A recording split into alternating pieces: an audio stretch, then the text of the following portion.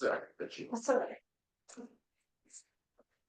So this is something that I learned about when I worked for UCR, and myself and another co-facilitator used to do trainings on this, of course, all within the work environment. And I'm calling it compassionate communication, but it actually officially is known as nonviolent communication. And it's a model that was developed by a psychologist, Marshall Goldberg.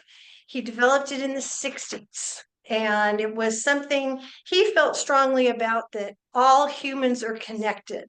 And he's not a spiritual man necessarily, but yet believed that because humanity is humanity, we should all share some similar things, which should make it easier for us to get along. So he did a bit of work all that time ago, actually, with the Israelis and the Palestinians back in the 60s and the 70s. So he was used by the United Nations.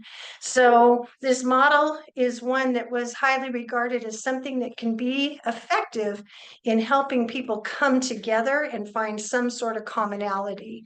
This also builds on what Joseph presented a few weeks ago about us all having common needs and common values and having to look for those things. Then that also helps us see the humanity in each other. So in talking with Pastor, I just thought, well, we're kind of going down this road already, plus all the work we've been doing with sandpaper people and communication. So it just seemed like a time to do this and present it this morning. So we'll go through it slow. We're going to have an opportunity to practice some of this. And if nothing else, my goal today for you would be to understand how this works and maybe start practicing with it. And I've got some handouts for us to help you do that. So Pastor, if you could go to our first slide. So what exactly are we going to learn? Do you see the arrow there?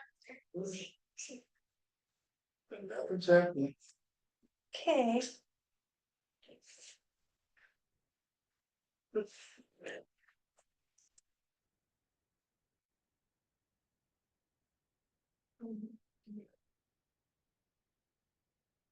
So you'll have to keep the arrow there and then push that. It should, it advances with that too. You just want to have to push it a little hard.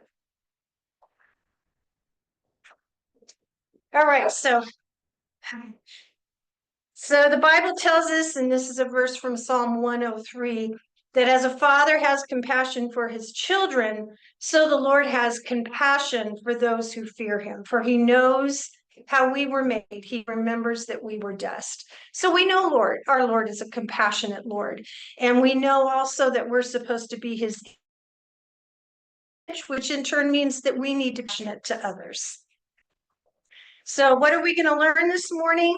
We're going to learn a way of speaking to someone, expressing ourselves to someone during a conflict, or hopefully before something becomes a conflict, but something might be an issue, or let's call it an annoyance. It's something you need to address with someone else that moves us away from blame and judgment and focuses on being honest, because we definitely want to be honest in our conversation, but in a way that demonstrates mutual respect. As I said before, to a conversation about an issue rather than someone becoming irritated and not wanting to talk to you at all. I think we've probably all been in circumstances where someone wants to tell us something that's important to them, but the way they present it to us just comes off, maybe in tone and their words, as offensive. So we don't want to continue conversation with them, and some things need to be said. So this is a way that conversation can continue. If we look at communication as two things, right? It's us talking, but it's also us listening. The other side of this coin is, how do we listen to other people empathetically? So how do we listen to someone and then try to really understand what they're saying to us? And this kind of came home this past week when we were visiting Bryce in San Diego. I was out walking along Mission Bay there, and I passed two young ladies, and they were in a deep conversation. And as I walked by, one lady said, "I just wish he would hear me when I talk to him. I wish he would hear me." And I thought, oh, I use that in my presentation, because that's exactly what we're talking about, is having someone be able to hear what we want to tell them, but in conversely, able to hear someone else. So that's the second half of what we're going to practice this morning. And then the best thing, the most important thing, is how to use this model. So we'll be able to practice it. Okay, Pastor. So why are we learning this? So we know our theme this year has been about kindness. We know that our theme of our church for the past couple of years has been to go outside our walls and engage with other people. So we need some strategies on how to engage with people in a kind way and be able to demonstrate that. We want to be clear in our communication. Ever since the Tower of Babel, communication is a problem, right? I think we've all experienced those issues. So we want to be able to honestly express how we feel about something, be able to listen to someone empathetically, and most importantly, we want to be able to continue a conversation with someone. The timing of this presentation too, in the world that we live in the political circumstance that we find ourselves in, just so much hate and so much, no one wants to listen to each other because of so many outrageous things going on. But what if you did listen to someone else? And I talked to someone recently who said that even though the political views don't align with the right, this person has started to listen to a podcast by a woman who leans right but isn't really radical, because she says, I just want to kind of understand what they're thinking. And she actually, thing that's changed her opinion about anything, but she just feels a little better because she has a better understanding. Now, wouldn't that be nice if all of us were able to take a chance to listen to someone we didn't agree with and just have a better understanding about things? So it's important that we be able to keep conversation open and be willing to do that. And then finally, it's biblical. The reason that we need to learn to communicate appropriately, respectfully, and honestly is it's biblical. Pastor, if you want to go to the next slide. Why is it biblical? Because first of all, we live in community, right? Unless anyone here is a hermit, which I don't think we are, because we're all gathered here this morning on Zoom or in person. We live in community. And the Bible tells us in several places that we are all parts of the same body. And one of your body doesn't attack another part of your body unless you have some sort of a immunity disease. But the fact is that if we're Christians, especially, but think broader, because we're all humans, we're all connected. We're one body. There's a theologian named Karl Barth, and in hundreds of years ago, his thoughts and his philosophy was that we're really not human. We really don't understand ourselves unless we interact with other people, which may sound strange, but think of it this way. Have you ever thought that you are a bit different because of your connection to someone else? So for Pastor and I am a much different person than I was before I met Pastor. Pastor changed me in a positive way. I think Pastor would say the same about me, changing him in positive ways. So we kind of become our best self when we engage with someone else. So think of someone in your life that you obviously care for, because you're usually not going to change for someone you don't care for, although it's not impossible. Think about a person in your life that has maybe changed the way you are today just because of their influence, just because of your connection with that person. I think if we think about it, we could all probably come up with somebody that's had that kind of influence. So to go back to what Barth says, we really aren't fully human unless we're connected with other people. And he called it an encounter, because of the truth, we're always interacting with people. We're always around people, whether it's the service person helping with the shower pan or the car, or whether it's the people at Gavin's school or with True's mama. I mean, we're always interacting with people. Your mama. So so it's important that we know how to do that well. So one biblical reason is that we are part of a community. We're all part of one body. So we need to be able to interact honestly and effectively. Pastor, do you want to move to the next one? The next one is we all have needs. We all have needs. And some of those scriptures there, Pastor, could you read them? Because the screen, I just can't quite see it. Love your neighbor as yourself. Each of you look not to your own interests, but to the interests of others. Get rid of all bitterness, rage, anger, harsh words, and slander. When we truly love our neighbor, we take their needs to heart as fully as our own. And when we truly love ourselves, we won't sacrifice our needs for the sake of our neighbors, because our needs matter to God. Right. So the heart of this model that we're going to talk about has us focusing on and getting to the place where we can identify what we need from someone else. Our needs connect us. We're created by the same creator. He knows we have needs. He gave us those needs, and those needs are the same. Now, we may not have the same need as someone else at the same time. For instance, you may have the need for food because you're hungry. I ate breakfast. I don't have that need right now. And I've been hungry before, so I know what it means if you tell me I'm hungry. Okay, I understand that need. So this model is based around getting to where you can understand what you need from someone else. And then when we listen to someone, we try to guess what need they're having, because it's the need that connects us. It's the need that connects us because we're able to relate to that. If I said right now, I'm feeling really, really, let's say, anxious about making this presentation, who would have an idea of what that felt like? Pam, where's your hand? Right. So you can understand my feeling like I'm anxious. So what my need is, I have a need to feel calm. I have a need to feel calm.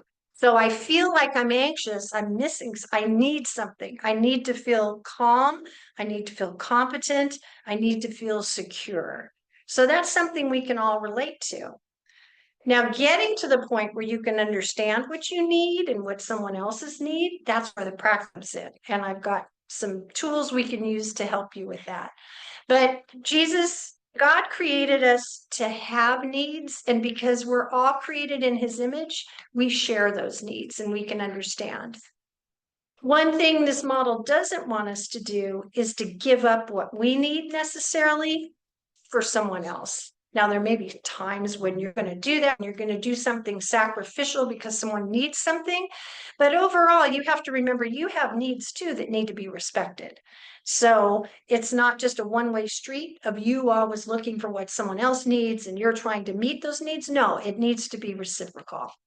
Pastor, we can go on to the next one. So, and then finally, as I mentioned already, where we connect with people is common needs. So I have a picture there that is supposed to illustrate, that's fine, Pastor. A picture there that's supposed to be an illustration of aspen trees. Has anyone ever seen aspen trees? Aspen trees? They might remind you of birch trees. They've got like the white bark and they're a tall, slim tree with white bark. They're beautiful trees. But if you just looked at a forest of aspen trees, you would see individual trees. What you wouldn't see is underground where all those trees are connected. Those trees are all going off one big main root and sprouting up from one root. So what you see as individuals are really just one tree. And so we kind of need to think of ourselves as that. We are all individual and unique, and we pride ourselves on that. But how are we connected? We're all connected because, first of all, we're all human. We're all connected because God created us all. Even the people who don't believe in God are connected because all souls belong to Him. So He created everyone. So we are all connected by our Creator. And as I've said before, we're all one body. We want to treat our body appropriately. That means we treat each other appropriately as well because we're all one. So those are some of the biblical basis for why it's important to be able to communicate with each other in a way that's positive and encouraging rather shutting down things. But what comments do you have on that? What comments do you have about anything I've talked about regarding the biblical aspect of this? With when you were talking about, we all have needs, and we can relate to that, such as you said, if I say I'm hungry, you can relate to that because you've been hungry. Mm-hmm. Well, how does that, let's go with someone who's rich relating to someone who's poor, Mm-hmm. I guess we all have a need for shelter, Mm-hmm. but if you've always had shelter, Mm-hmm. can you really relate to the need of someone who has never, or who's been homeless since Mhm. mama was homeless and the child was born in homelessness? Mm-hmm. And you probably wouldn't be able to necessarily connect in a way that you truly feel what they've felt. So that's when this would go another step where that person's going to have to not educate you a little bit about things about having shelter that you maybe have taken for granted that they're going to know a little bit more about than you. So, but if you're having that conversation where the basic need is shelter, you're looking back at, all right, I know what they need. What can I do then to be able to support them in So that? that sort of would relate then to what, quote unquote, white privilege, Mm-hmm. where Definitely. Yeah. Mm-hmm. So things that you would take for granted because you're white, if you're using this model and someone, I don't know, someone is upset because they've been slighted in some way, and you're looking at it from a white perspective and go, why would you be upset about that? Because that's never happened to you before. The person gets turned down for a loan or something like that. So you need to get to a place of finding out, well, what is their need? Well, their need is for justice.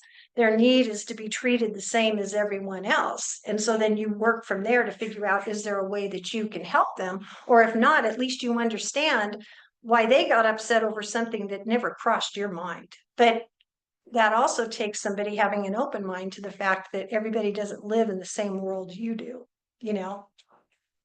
Also, doesn't that, in that particular scenario, depend on why they were turned out. Right.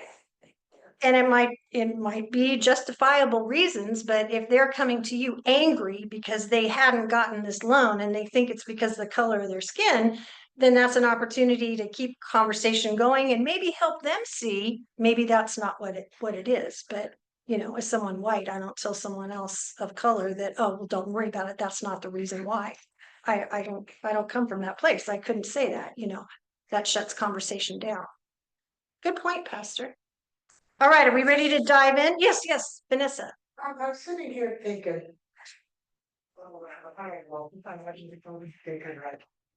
thinking, I have to communicate with my boss. Mm-hmm. And you were saying, come from a common ground. Mm-hmm. And I don't know why I have such a hard time communicating with this young man. Because for one thing, he's younger than my daughter. Mm-hmm. And I would like to communicate that with him. So, like you said, try to find a common ground. I don't know how to put it. The common ground should be Vista Pacifica. Mm-hmm. That should be our common ground. And we're respectful towards each other, and I try to want to communicate better with him, but for some reason I can't do it. I don't know what the problem is. That's why you see the strange look, because I'm Mhm. thinking of him. Because he is my boss. Right. We do have meetings, but for some reason, I just cannot communicate with this man the way I would like to. But for one reason, my problem is when I'm communicating, I'm always thinking about what I'm gonna say next instead of listening to what he's saying. Right. So maybe that's my problem. Not You- really my problem, you know. Just don't know why I cannot communicate without in the way I would like to. You know, just like he's a nice person. Mhm. Just Well, then I think maybe get that connection with him. what'll be helpful is when we get to the part of this where you are doing the listening and you're listening to someone else talking to you and you're starting to do some guessing about how they feel. Yeah, we'll get to it, how they feel and what their need may be. So let's see if that helps you when we get to that part. But also in expressing yourself too. So this is gonna, like I said, this is a new language. We're not used to talking this way. We're not used to thinking about what need does that person have as to why they would be acting the way that they are. So let's go a little further into it and see if that maybe starts to help you have at least another strategy of talking to him. But are we supposed to try to anticipate that other person's need? No, Is that what- no. We can't anticipate and we can't know. That's why we have to ask. So we're going to look at a model for being able to do that. Yeah, yeah. This is good because the end is a challenge for you to practice this. So Vanessa, you'll be able to practice it and we can find out how it works. Okay, so Pastor, if we could go to the next slide. Had any Zoomer comments? No. Okay, just holler if you have any. I'm just gonna go ahead and move on then. Okay. So there's 4 components. We're talking now about us expressing ourselves to someone else. So there's 4 components of this conversation. It starts with us observing something that we need to talk to the person about. And then we start our conversation with factually sharing what we observed. And I'm going to give you some examples. And Nancy, for you, this is going to be reminiscent of MSAP and objective behavioral feedback, because what we're simply doing with no judgment and is simply repeating back to the person what they did. And I'll show you in a moment. The second step is letting the person know how we felt about what they did. And then tell them that I felt this way because I need something. I have a need that was not met. And that's why this is something that I've brought up to you in the first place, because I have a need that hasn't been met. And then finally, we make a request of them, a positive, actionable request. So, Pastor, let's look at an example, and this becomes a little bit clearer. Just one push.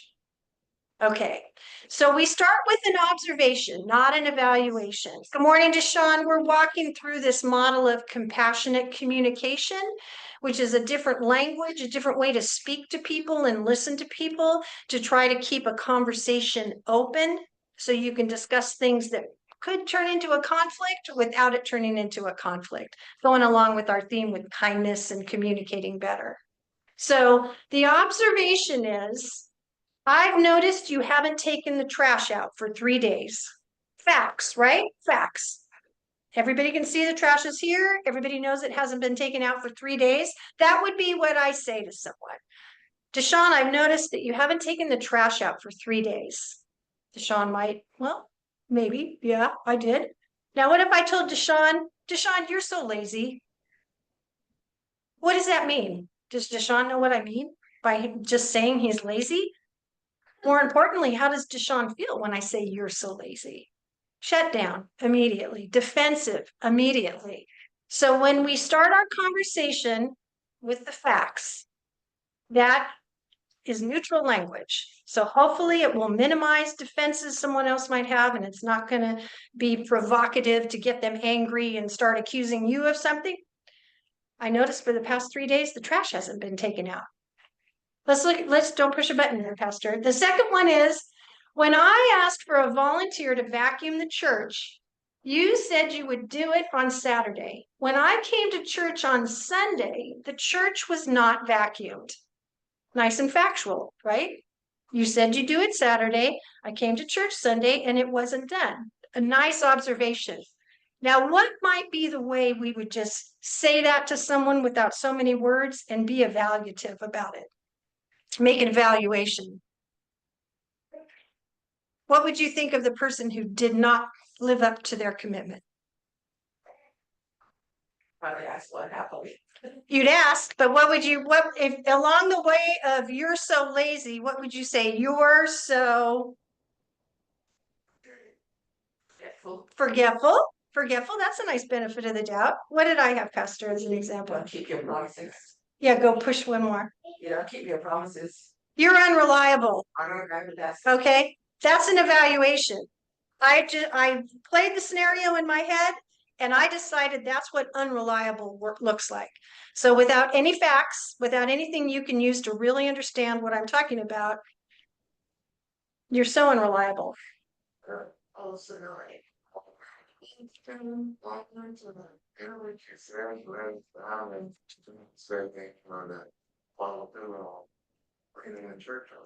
And so now this person is feeling really bad and small, or they're saying, well, forget it, I just won't volunteer anymore. Conversation.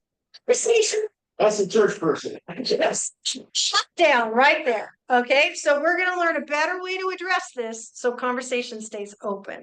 But this is the way we think in real life. So this is skill number one, is that you have to stop the words from coming out of your mouth before you say, oh, you're lazy. Oh, you're unreliable. No, I'm not going to judge them. I'm just going to tell them what I saw. That's where we're going to start. And the last one is, yesterday when I was talking to the pastor, you started talking while I was talking 3 times. What would you say to that person? You're exactly, bingo, you're rude. So I was talking to pastor yesterday and you were so rude. Person will look, what do you mean I was rude? I thought it was an open conversation. No, we start with the observation, nice and factual. Everybody got that? Does that make sense? It's really difficult to do because we move our brains. A great book called Blink. Our brains are designed to make immediate evaluations. You know why? Because we don't have enough time to assess everything that we're hit with as far as all of the sensory information that we get. So if you're going to cross the street and here comes a bus and you're taking a step, you don't have time to go through an evaluative observation of what should I do in this moment. Your brain just says, get out of the way and you move, right? So that we're built to do that. So we have to kind of undo that way of thinking. So the next step in our process is our feelings. And Pastor, could you pass this out for me?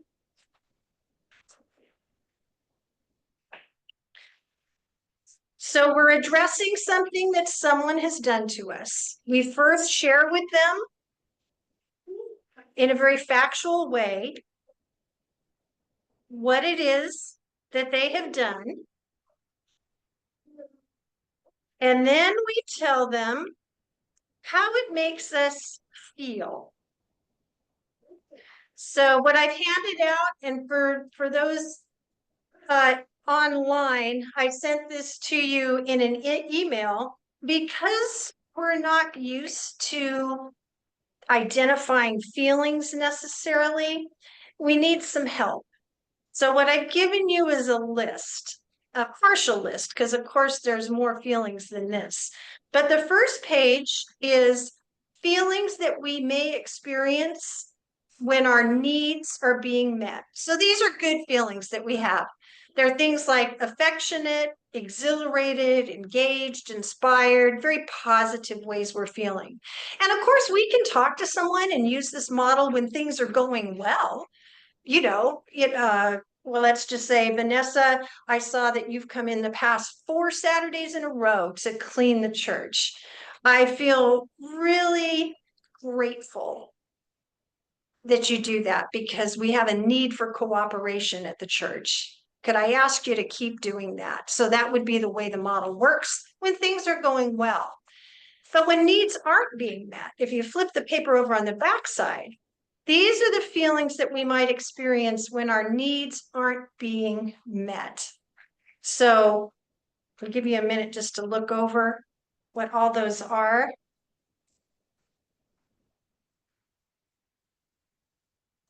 I'm sure you've felt many of them. And these are common feelings. Remember, I started out by saying we're all connected, we're all one body. So pretty much most of us can relate to many of these things because we have felt them. So we know what it feels like. And as you start to practice this, it's fine to cheat. It's fine to look at this feeling list to really get to the place of understanding how you're feeling. Because when we express a feeling, we own it. It's our feeling. If you look at the second bullet there, it says whenever we follow the word feel with the word that, like, or it, we're expressing a thought about something. We're just expressing an opinion. We're not really owning a feeling. Let me show you what I mean. If you go to the next slide, just one time. So we're going to keep on with that trash issue. I feel like you don't care when you let the trash pile up. I feel like you don't care. So I'm putting feelings on the other person. I feel like you don't care. I don't know if that's why they didn't do the trash. Maybe they were in an accident and they couldn't come do it or whatever. Rather, a feeling that I can own, I feel frustrated. So I don't put it back on the other person. How does this make me feel? I feel frustrated because the trash wasn't taken out. Let's try the next one. Don't push, Pastor. I feel like you don't mean what you say. Remember, this is our friend who said they'd vacuum the church and then they didn't. So I'm going to confront him after I said, you're so lazy. I feel like you don't mean what you say. That would just be my thought because I'm saying feel like. So what am I really feeling in that moment? Look at your list. How would you feel if someone said they were going to do something for you and they didn't do it? What would your feeling be? Frustration. It could be frustration. How else could you feel? Confused. You could feel confused. Is that what you said? Disappointment. What did I use as an example, Pastor? Next slide. I feel irritated and exasperated. So that's a lot clearer for me to understand how I'm feeling than to say, I feel like you don't care. No, I may have thought that could be my opinion, but how I really feel is exasperated and irritated. So that's then what I'm going to share with that person. So we're expressing our feelings. We're building the conversation with the other person. So you said you would vacuum the church on Saturday. I came on Sunday morning and the church wasn't vacuumed. That makes me feel irritated and exasperated. That's the first two steps in the conversation. So I'm not pointing a finger at you. Remember, a lot of the communication has to do not pointing something out in someone else, but you, using I language. So I feel irritated and exasperated. And our last example, the woman, look at me in my head, just picture a woman interrupting me when I'm trying to talk to pastor. I feel like you always have to have pastor's attention. I feel like that means that's just a thought. But what would your feeling be when someone keeps interrupting you when you're trying to talk to pastor? Annoyed? Yeah. Annoyed? Annoyed? So what did I have there? Let's see. I feel angry. You could feel angry too. Again, these are all individual feelings. Disrespected? You're so rude. Every time I try to talk to pastor, you butt in. You always have to have his attention. So how's that conversation going to go? It's going to go nowhere, right? Versus yesterday when I was talking to pastor, you started talking 3 times. That made me feel angry. Okay, now the next question is, well, why did that make you feel angry? Because there was a need I had that wasn't being met.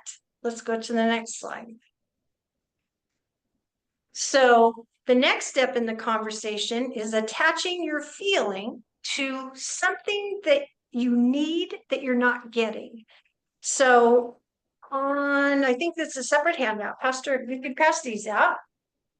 So just like we had a list of feelings, we have a list of needs. And again, we don't usually think this way. Now, there's something I think on the back of this, and we'll get to that in a moment. So we don't usually think in terms of needs. So take a moment and look these over.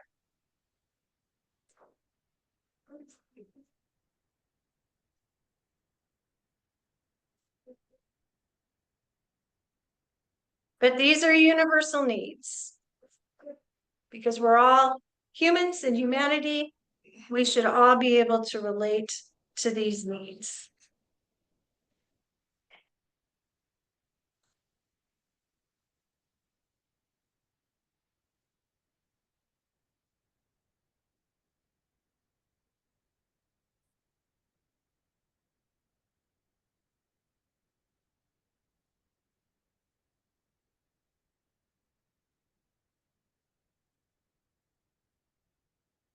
So feelings are typically connected to some kind of an unmet need. And we're talking primarily about feelings that we experience when our needs aren't met. Because feelings we experience when they're met, that's an easier conversation. The tough ones are when we're feeling one of these things on the feeling list of needs not met. And then we need to figure out, well, why do I feel that way? So a lot of self-reflection is involved in doing this too. So an example is I feel frustrated because I need cooperation. I need cooperation. So when I get to the point of sharing a need of cooperation, the other person might say, well, yeah, I need cooperation sometimes too. So I kind of understand what you need and why maybe you felt angry. Let's practice a couple examples. Pastor, advance one, just one. So back to the trash. A feeling, I feel frustrated when the trash isn't taken out because I need cooperation in keeping the house clean. So we've taken this conversation from a place of you're so lazy to a very clear statement of because I need cooperation in keeping the house clean. Let's try the next one. Why are you laughing, Pastor? We had this conversation yesterday. He practiced this language too. I should have practiced it on him based on what the area around his chair upstairs looked like after I got done cleaning it. I feel irritated. Oh, honey, you Pastor, you went one ahead. Don't push anymore, please. Right now? Yeah, but everyone saw it, so they should be able to do this one. I feel irritated and exasperated when you don't keep your commitments. So what do you need? But this person was unreliable. So what need do you have? What do you need them to be? Responsible. Responsible? But that's what they need to be for you. What do you need from them? Cooperation, and what I had put in, trust. I need to be able to trust you. I need to be able to trust what you say you'll do. Because we're not telling them what they need to do. We're telling them what we need from them. Because if we're telling them we'll get to that part in a minute with the request part. Because this is about us. This is about when we're expressing ourselves, it's about how we're feeling because I need something. I'm feeling exasperated and irritated because I need to be able to trust you. Not you need to be more reliable. I need to see the difference between pointing the finger versus what I need from you. I need to be able to trust you. Again, why are you talking this way? Because as the model was developed, it's a less defensive, it's neutral language is what it's called. It's neutral language that hopefully will continue the conversation so someone doesn't shut down when you try to tell them something. Go to the last one. Don't touch it, Pastor. I feel angry when you speak, when I'm speaking, because I need, what do I need? This person kept interrupting me when I was talking to Pastor. I feel angry when you speak, when I'm speaking, because I need respect. Pastor, you can press that one. I need respect. And the next one more. Because I need respect. And I felt disrespected. If someone interrupts me when I'm in a conversation, they're not respecting what I have to say. Vanessa, what do you think? I know you've got I thoughts. need to say what I need to say. I mean, respect is nice, but I would tell that person, I need to say what I need to say. Is that have the possibility of shutting down the conversation with them? Yeah. Yeah, we'll shut it down. This is why this is hard. This is why this is a different language, because we don't want to take the time and wait and ask. We just want what we want now. Let's cut it. Just shut up when I'm talking to Pastor. This is a whole language. No, I told you. Did I not warn you? But that's why kindness and communication is hard, because everybody shortcuts stuff and everybody thinks everybody knows the other person feels the way they do about something. We take it for granted. So let me give you an example of something I hear people say that probably is the most ambiguous expression of a feeling and a need I've ever heard. I've heard people say something happens, usually not good, and they say, I feel some kind of way. Ever heard it? Ever said it? What does that mean? What does that mean? I feel some kind of way. We don't know what you're feeling. Well, that could be part of it. What does that mean, Deshaun? Well, now when I hear that, they kind of like upset. Okay. Use that as a way of maybe not. So they're toning it down maybe by saying I feel some kind of way rather than some other nice explicative they can use. I never thought of it that way. That you might actually be keeping communication open by saying that. But that's an example of someone that if you're saying that to someone, there's a high likelihood they really aren't going to be able to understand exactly how you're feeling, and they sure aren't going to know what need isn't being met by saying that. But that's a shortcut.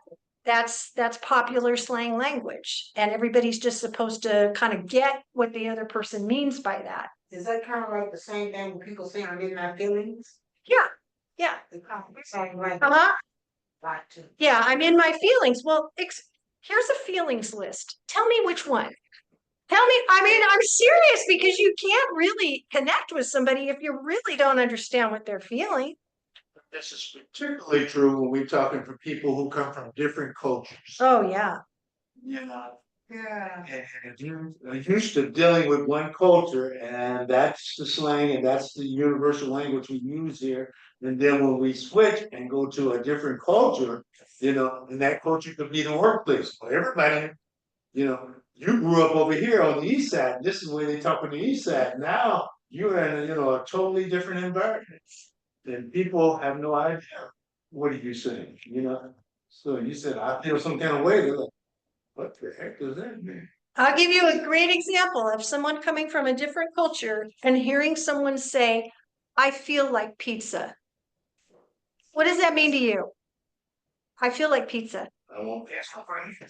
Hungry, and I would like pizza to eat. If you have someone that's not a native English speaker and doesn't know the slang, they look at you like, you feel like pizza? How does that feel? Cheesy, hot? They take it literally, because that's Julie. And when we first met Julie, she was looking at us strange all the time for stuff that we said, because she was taking it very literal. So, but that's how we shortcut and we take for granted. And when the conversation's important, you can't shortcut. And this is a strategy for not shortcutting, but getting to where you need to be to have the conversation you need to. So we've looked at observations, just the facts. We need to identify how we feel, not how someone else, you make me feel like. No, It's about us. I feel, and now I feel this way because I need something from you that I'm not getting. And my hope is that you'll understand that need because you've had it too in the past, because you felt this way, because we're connected on our needs. So now the last part of the 4-part model is the request, which could be the most difficult part because we're so used to just shut up while I'm talking to pastor, right? Or just do what you're supposed to do when you say you're going to clean the church. Done. We don't have to talk. No, we make a request because asking someone, again, keeping that door open. So request has to be clear and specific. So ask for what you want rather than what you don't want. So you don't say, what you would say is, I would like you to keep your commitments rather than don't follow, don't be unreliable again. So we want to ask for what we want and we want to make it actionable and positive. So let's look at example. You have to take the trash out would be a demand. Take the trash out rather than, would you be willing to take out the trash tomorrow morning? Now, are you going to feel like saying it that way? No. And again, as Pastor and I talked through, there's sometimes you don't use this. You don't use it with your kids. You don't use it with a 5-year-old. Would you be willing to do your chores? No, because the dynamic in the relationship. Yeah. Yeah, we would get done because it's a different relationship. So we're talking about adult relationships where we need to keep a connection and a relationship, but we've got to address something because we have an unmet need. So the next one would be a demand. When you say you're going to do something, do it. So what would it look like if you made a request of that person?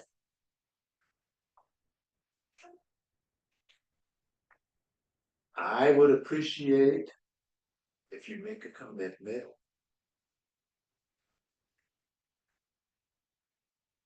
And I would appreciate it if you make a commitment that you would follow through. Okay. Or sometimes the language that you use is, would you be willing? Okay. Yeah. Because now it's a request. It's a positive request. Would you be willing to follow through when you make a commitment? Would you be willing to talk to me some more about why you weren't able to make the commitment? Maybe we could problem solve some ways so it didn't happen again. Push the button, Pastor, please. How about will you be willing to do it on a different day or something, like for time? Because maybe that time wasn't good for them. So we're not sure why. So we'd say, would you be willing to discuss some different options on how we could get this done? Because we don't want to guess what is wrong, but so good, Pam. What's the next one there? So I'm curious as to why this keeps happening. Would you be willing to talk more about it? Really open. So, and I am curious why this keeps happening. And I'm just curious, can we talk more about it? Which I think I'll have a better chance of them talking to me than if I say, you're unreliable, just make sure you do what you're supposed to do. And then the last one, just keep your mouth shut when I'm talking to pastor. So what would be a more reasonable request I could make of that person? Appreciate if you wait your turn, I'll wait till I'm finished.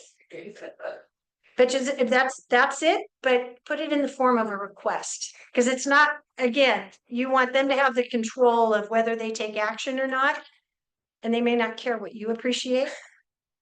Never take that for granted. Would you? Would you be willing to wait to talk to pastor until I'm finished?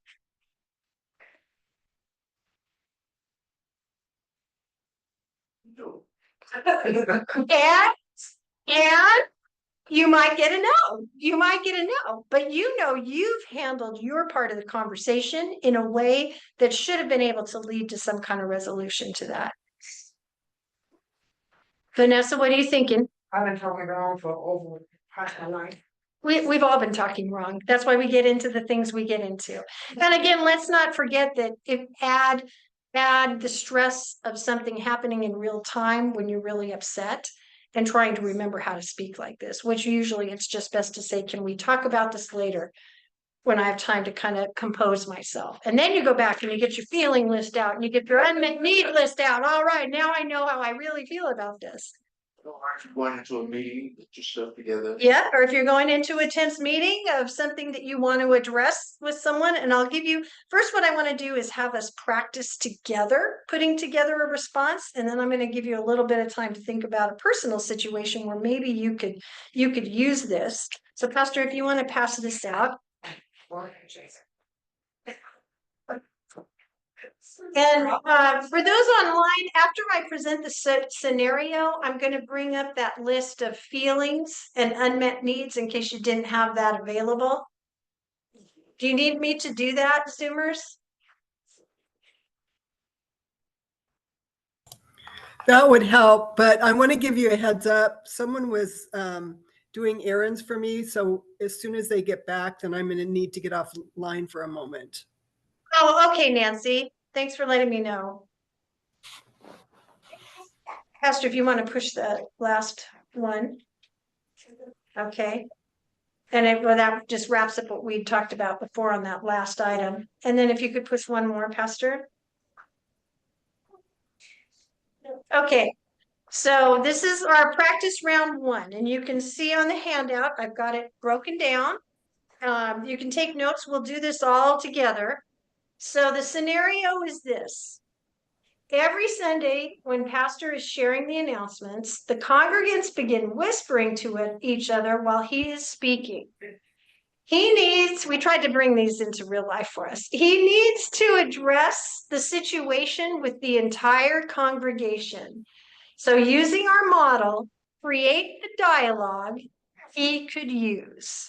So let's start by the observation point. So this is going to be Pastor now using compassionate communication to tell the congregants the need whispering to stop, but he's not going to say it like that. How's he going to say it?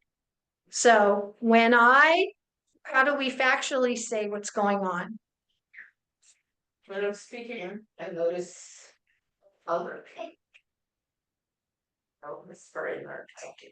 Or I notice people are talking when I'm talking. Okay. Is that too straight to the point? Or That- not enough? No, that's factual. That's factual. Wait, anybody have anything they would add to that? I mean, that's pretty much it in a nutshell, right? I notice when I begin to talk about the announcements, share the announcements, I see people start whispering. No evaluation, no judging. Let me change the screen here for those at home. So what's the next piece we need to put together? Feelings? Feelings. So this makes me feel, Disrespected, so for those at home, here's our feeling list. frustrated, irritated. Angry, I'm sure you get angry. So Pastor, how do you feel? We're talking about you. With respect. It's friend too. Well, and disrespected could be a feeling, but it's a need that's not being met, right? Your feeling might be angry Right. or frustrated. Irritated. Zoomers, any other suggestions?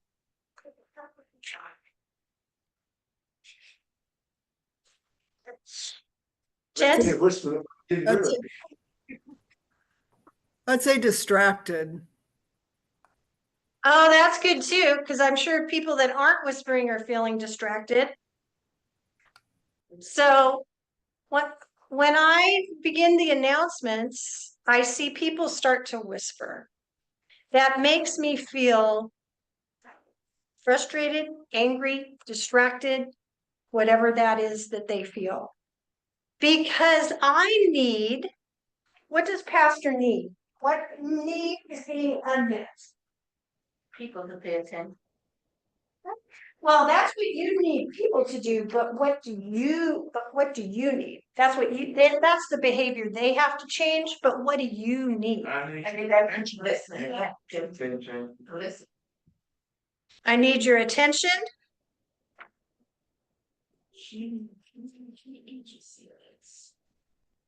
I need you. Look under the category that's entitled to matter under connection.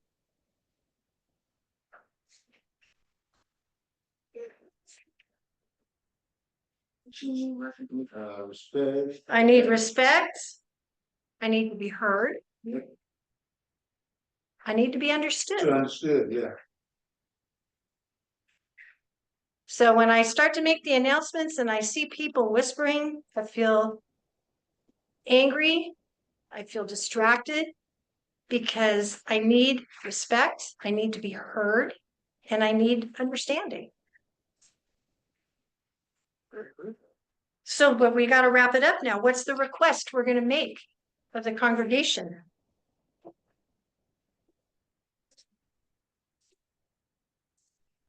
Would you be willing?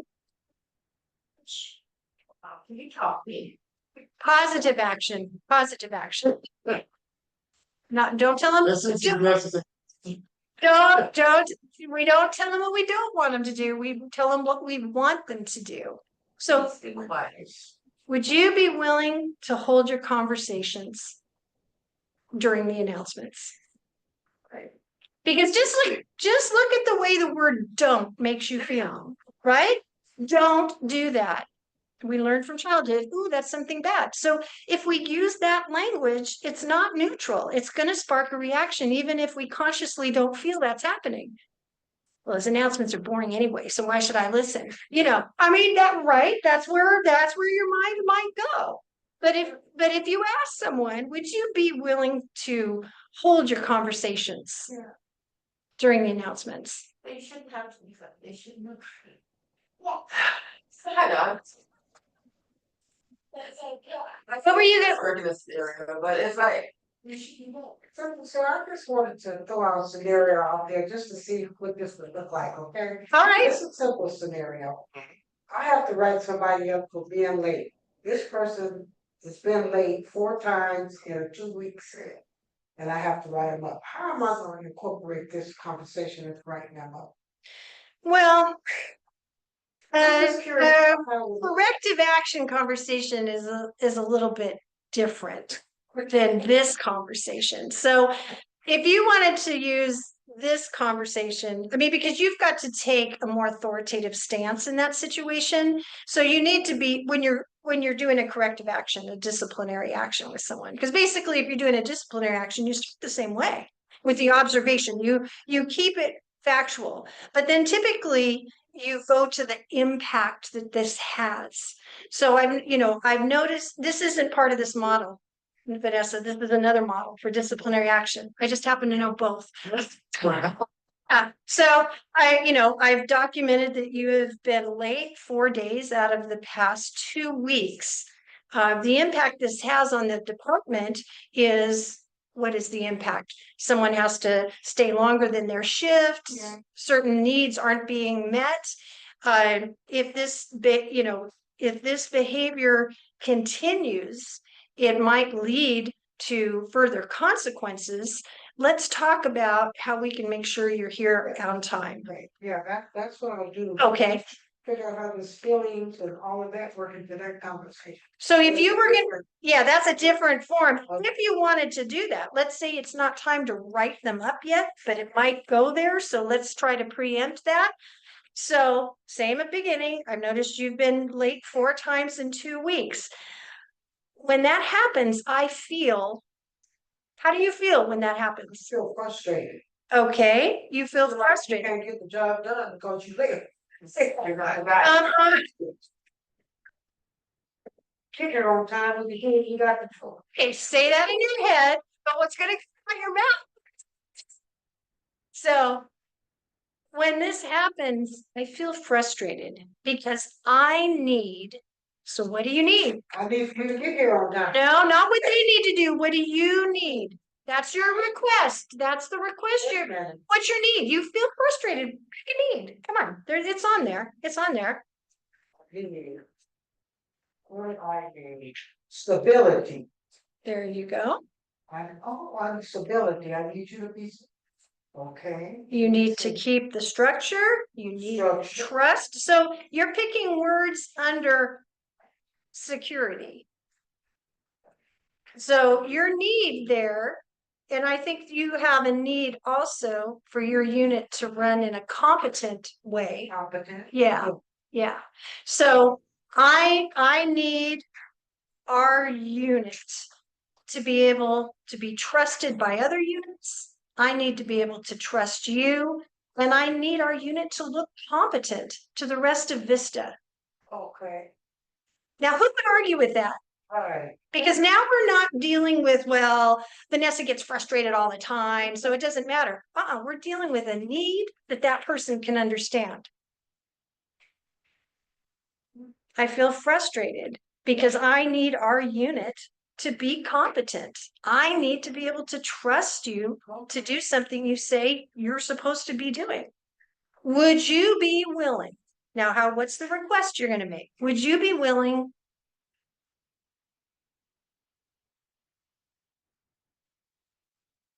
Would you be willing to change your time? Okay. Would you be willing to change the time you come in or to keep it even broader because there might be another solution this person has in mind? Would you be willing to talk to me about some other options or changes we could make to make sure you're here on time? Because now what you've done too, from the disciplinary side, you have totally given them the choice of solution, which means when they're late again, not on you, on them, because you let them make the change they needed to make. I don't, I got to take it the next step now because I've given you options. You told me you could do it if you had your option and you haven't been able to. So we need to go to the next step. I see. Does that make sense? Yeah. But again, this kind of conversation would be before you actually had to write them up, because the other ones, I did before I read it, I know this. you can use this. Yeah. Yeah, cause we always have powwow. Use it all the time, yeah. So I was looking at the time. I want to move on to the other part of this. So I've got extra worksheets. And really, if you want to practice this with someone, take a worksheet, take your needs and feelings list, and work out the conversation before you have to have.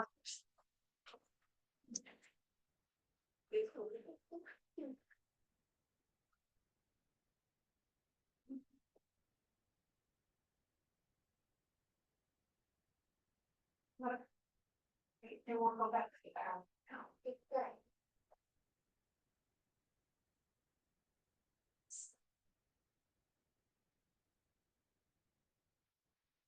Okay, so we're getting into the part of communication.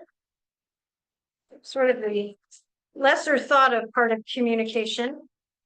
So we've talked now about this model of sharing something with someone. So now let's flip this. Someone comes to you. Now you're the listener. And they may or may not be talking in compassionate communication. They're just coming to you with an issue or something that's bothering them. So how do we kind of apply the same thing when we're the listener rather than the speaker? And this could be called, we're listening with empathy because we want to connect. We want to try to support them and help them. So the first thing you do, very similar to our first step when we're expressing ourselves, is that you reflect back what you hear. Because sometimes when someone tells you something, you think you heard what they said, but you're off the mark. And then you end up talking to them about something and they're like, wait, that's not what I said. That's not what I meant. So the first place you start is you reflect back what you've heard. And you can say, I just want to make sure I got this right. You said ABC. Or I think you said something like ABC, and they'll either affirm that or they'll say, no, that's not exactly right, and they'll correct you. You got to start with a clear understanding. Then you're going to use your feelings and needs sheets to kind of take a guess at what the person might be feeling and how that would connect to some sort of an unmet need. So you might say, gosh, you told me blah, blah, blah. Are you feeling kind of frustrated because you didn't get the respect you thought you should have? So you wouldn't and you speak this in your own language. You're not, well, let me identify your feeling and then I'll identify your unmet need. No, you just say, it sounds like you might have been feeling frustrated because you weren't respected. And so you guess. And then they either say, no, that wasn't how I was feeling. Because remember, you want to kind of support them, but you can't do that in the right way unless you really understand where this is coming from. So once you've gotten agreement on the unmet need and the feeling that they're having, you ask the person what they want from you. So you're frustrated because you haven't been respected. How can I support you in this? What do you need from me? What do you need from me? And a lot of times somebody will say, oh, I don't need anything. I just needed to tell you. I just needed to get it off my chest. Or they might say, well, I really need you to help me craft a conversation I can have with this person. You say, oh yeah, feelings and needs, I can help you. So you're not there to solve their problem. And if you look on the back of the paper that has universal needs on one side, on the other side, it says not empathy, not empathies. So if you really are going to listen with empathy, you don't jump in with any of these type of comments. So these are things like you give them sympathy, but then that can kind of be dramatic. You don't push away their feelings because they're making you feel uncomfortable. The one out here, the one up, oh, you think that's bad? Let me tell you what happened to me. You know, we've all dealt with people that have always had a circumstance worse than whatever we're trying to share. Give them advice. That's another one. We like to jump in with advice, you know, so we don't maybe even understand how they're feeling, but we've got their solution. Maybe that's not what they need. That's why we ask them, what do you need from me? So this is the way we apply this in the opposite direction. So Pastor, if you want to go into the next one, I think I have a couple examples. So we're going to respond. So we've had this person with the trash issue, and now the mother is going to you and saying, my son never takes out the trash. I have to do everything. So our response, if we're listening with empathy, would be, are you feeling frustrated because you need to have help or you need more help around the house? What do you need from me? To come take out my trash? No, I just needed you to listen to what I had going on. Okay, so you see how I kind of guessed what those feelings were?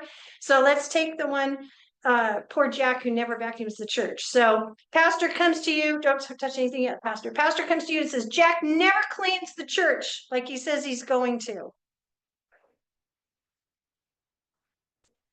So what would you say? Are you feeling frustrated because you need help? What did you need before when you addressed him about this? Cooperation? Because you need cooperation because you need to be able to trust he'll do what he says. How can I, what can I do for you? What do you need from me? You can push the advance. Are you feeling irritated because you need to be able to trust Jack when he tells you something? So now you've guessed, so now you've really listened.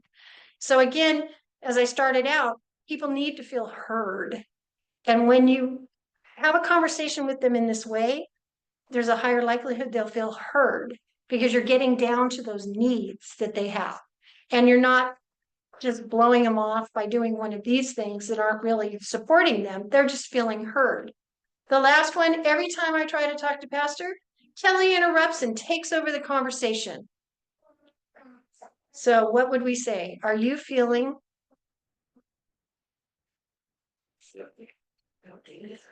What was that, Pam? Said irritating. Are you feeling irritated because you need respect?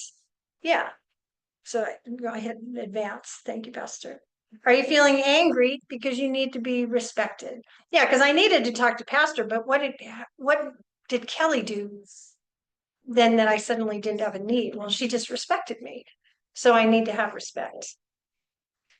And what do you need me to do? Would be the response. So let's try one final practice example here. Yes. So one of the congregants, Bob, comes to you and says, Pastor just asked me if I would organize Men's Day this year. He wants to invite other churches and create the program. Oh, and then there's the meal afterwards. This is just too much for me to be expected to do. But he says he can't continue to be the only one carrying the responsibility for these events. He needs the church to step up. I know I've participated in the last 5 Men's Days, but I don't think I have the skill to organize one. I don't want to fail. What do you think I should do? So using our model for empathy, what do we say back to Bob? The first question I would ask, are you feeling overwhelmed? Okay, but we don't want to jump there. First, we need to make sure we understand what Bob's telling us. So first we reflect back to him. What I hear you saying is that Yeah. What I hear you saying is Pastor has asked you to take on this big responsibility and you've participated in it, but you've never organized it. So you're unsure about whether you're going to be able to do it successfully. Did I get that right? Hear you saying. Yeah. So we start there and then Bob says, bingo, you've got it right. Well, I'm wondering if you might feel overwhelmed. What else might Bob feel? frustrated, Get your list out. angry. Sounds like you may be a little angry. So I'm guessing you might feel a little overwhelmed. You might be a little bit angry. What? Confused. Confused? Like, why would Pastor ask me? That's good, Deshaun, because it's like, maybe, you might be feeling a little overwhelmed, a little angry, a little confused, Flustered. flustered, because you need what all of these feelings, but where are they stemming from? What's the need he's afraid is being unmet? We look at our needs. Because we can't help him till we figure out what he needs. I mean, we can't help him by just listening.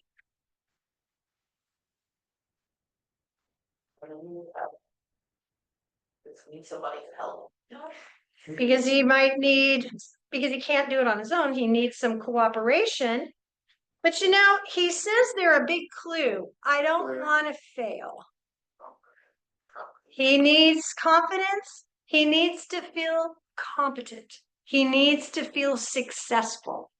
So he's feeling overwhelmed and frustrated. Well, but why? Is it really because Pastor asked you to do this? Or is it because you don't think you're going to be successful? You're afraid you're not going to look competent in front of the church when things fall apart for Men's Day.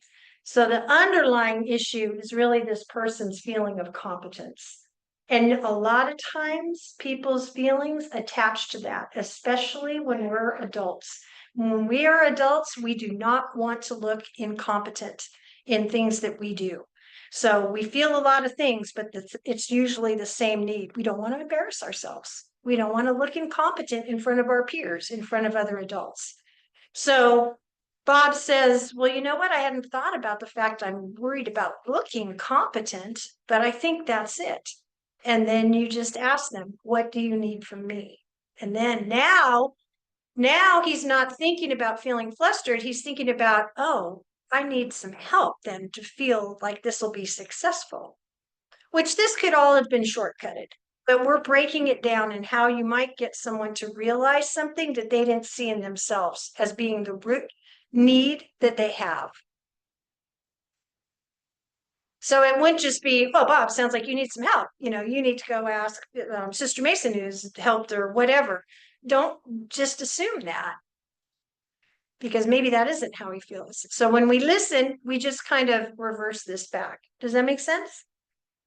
But it's a lot of fact finding. It's a lot of digging to get down to the needs. And I think I have just one more slide.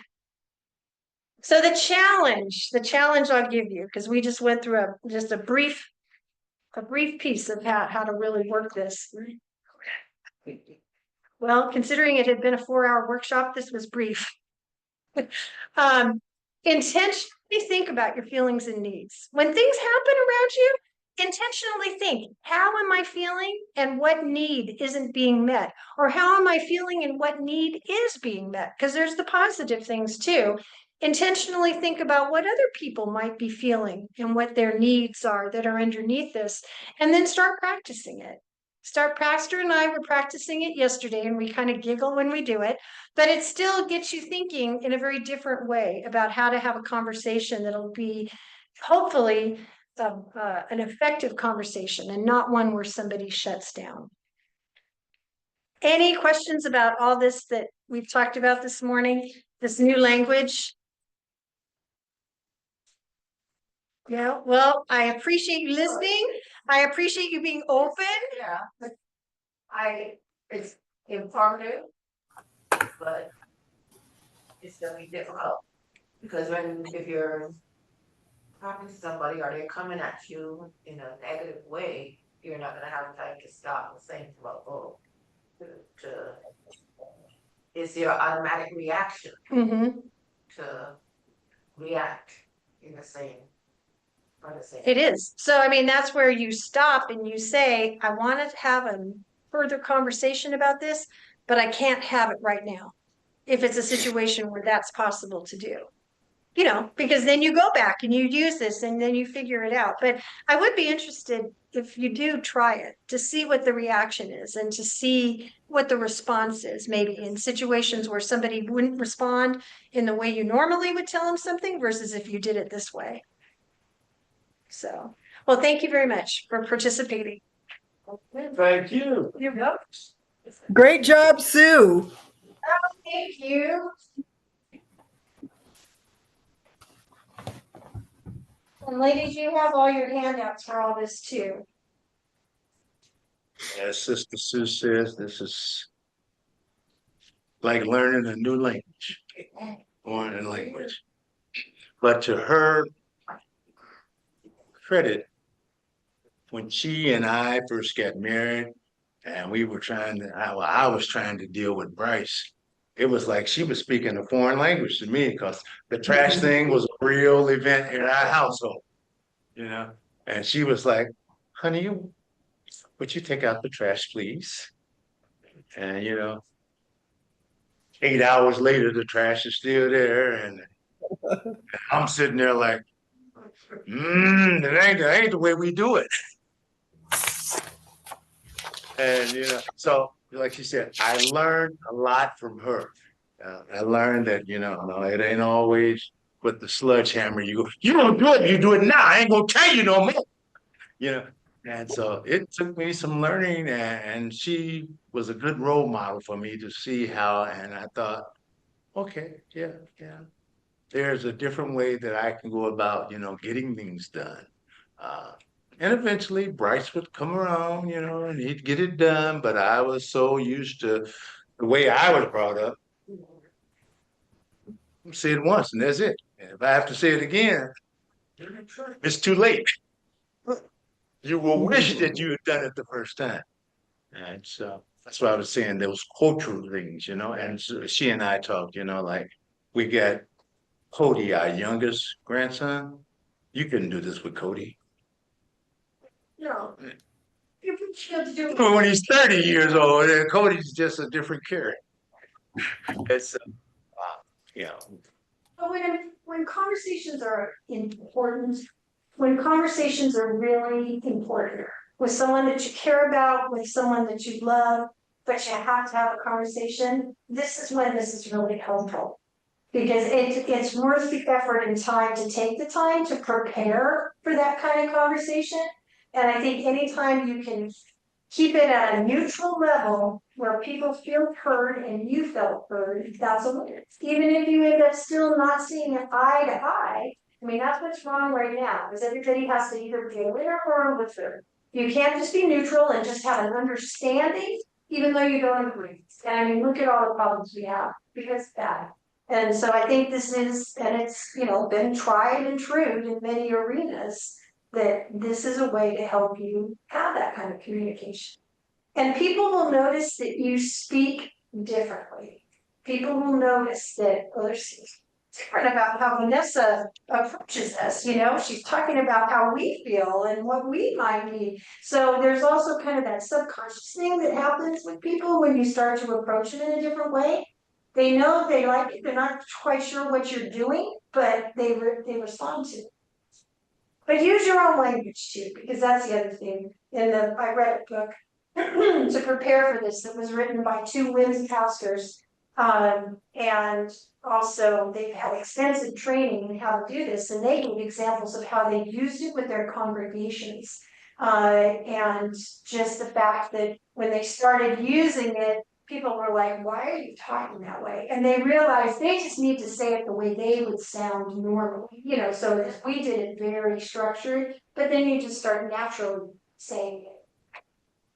Practice, I want to know how it works, practice. And it's really good, like, and you know, Sister Vanessa's situation with Alan, you dealing with him, you know, just. Am I hearing what you say, Alan is? Did I understand this right? You said, Well, let me tell you how I feel. I feel hurt when you. yeah, I need. Because I don't have enough employees. Because you need to feel competent and you need to make sure everyone's safe or whatever the need is, because you can relate to that. You can relate to the need for safety. The need for meeting your accreditation standards, those kind of needs he relates to. Hmm. And now he'll say, oh, I thought she just came to complain about staff, but she actually was worried about this level of what's, you know, it changes the conversation. All right. Okay. Thank you again. Like I said, I know you worked hard because I saw you putting in the many hours preparing. So thank you. Did you stop the recording?